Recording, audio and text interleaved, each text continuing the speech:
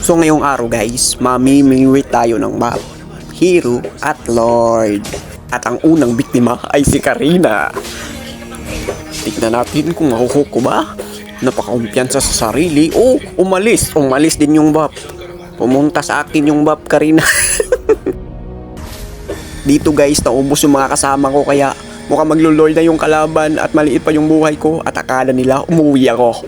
Pero hindi nila alam na may balak akong masama sa kanila at gusto kong ipahiya yung core nila.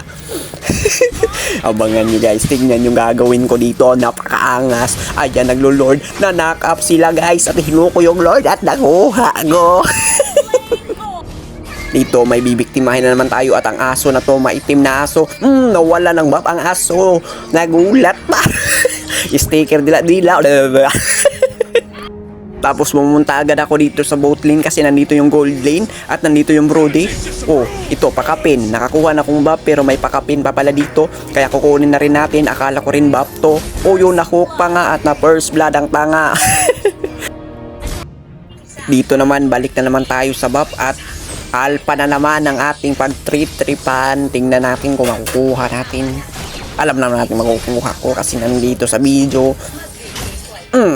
Ala, nawala. Saan ba yun napunta? Nasa akin na pala guys.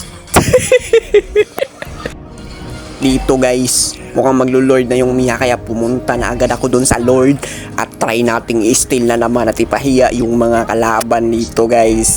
Iyak talagang kalaban dito sa mga huka natin sa lord. Tingnan yung mga tsambahan and tsamba blaze dito guys. Oh, ayan guys. Excited na ako guys. Ayan, sige lord lang kayo.